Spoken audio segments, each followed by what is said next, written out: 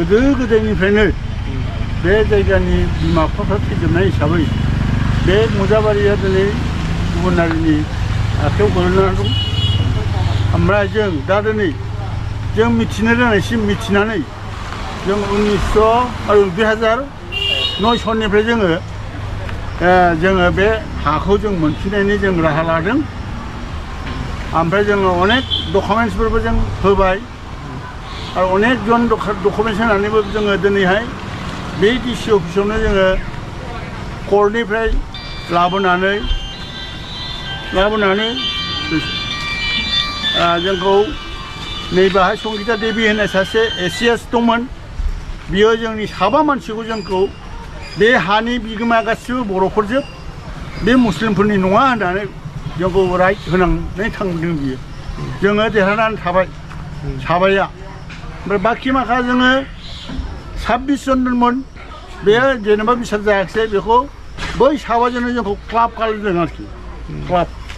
दा बेयाव जोङो दिनैसिम जों 2017, 18, 19, 20आनो होनदो जों दिनैसिम जोङो बेखौ खथ्थ'बार जोङो मानसि गिदिर गिदिरखौ लानानै जोङो माबाबाय मा होनो थाबायबाय। अब्लाबो जोंनि हा दिनैसिमबो इनक्ल'जारफोरनिफ्राय जोङो रिकभार जों जायाखै। दा आं बेनिखायनो जोङो बिनिफ्राय लाना थांनानै बिटिसिआवसो हाया नोंसिनि माबाया सत्त अधिकारा होननानै जोंखौ हजों बिटिसिआव थांनानै जोङो बेखौ आरोबाव जोङो पेटिसन गारहैदों आरोखि। जोङो मा होनो मेम'रेन्डाम गारहैदों आरोखि। मेम'रेन्डाम गारनायाव दा बिसोरो मा खालामबाय, बै 2017, 18निखौ आगोलनि बिटिसिनि चिफ अफ हाग्रामा मुसाहारिया जोंनि फाइलफोरखौ गासिखौबो दोनखोमाजोबनानै जोङो दिनैहाय जोङो बिदि गोदाव सोराव जादों। लास्टआव जोङो आरोबाव बेबायदिनो जोङो नागिरनानै आरोबाव जोंहा जनरल बसुमतारी, दावराव देख्रेमोनखौ लानानै ओमफ्राय मा होनो अनेक जन दंमोन। थेवब्लाबो जोंनि हाखौ मोनफिननायनि राहाखौ जोङो बिटिसिआवनो एरख'फिननानै जोङो बै मा होनो सुबलक्ष्मी देखा होननाय सासे एसिएस जइन्ट सेक्रेटारि दंमोन।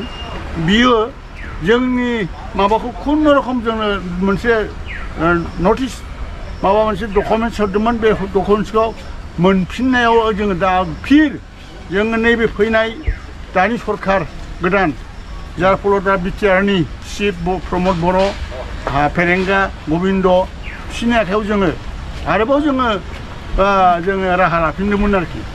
राहा लाफिननायाव जोंनि बुस्थुफोरखौ मोजां जोङो सारिजारि बिसार खालामनानै जोंनि हाखौ जोङो लाफिननांगौ जोंनि शिक्षा बियो। आइमोन आफामोननि गासिबो जोंनि हाखौ जों बेखौ जों मोनफिननांगौ। जों बिसोरनो जों गथाया बेबायदि मोनसे मेम'रेन्डामावनो जोङो जाहा जनरल बसुमतारी, दावराव देख्रेमोनहा बिटिसिनि सेक्रेटारिनिफ्राय प्रमटेड खालामनानै जोङो प्रिन्सिपालनो जोङो गथायना होदों आरो। जोंथ' दा राहा लागासिनो दं, जों नागारा।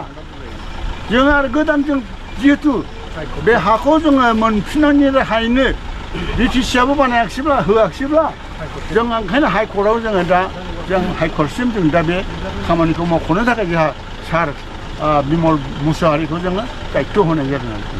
गोजोनथों। नांगौमानि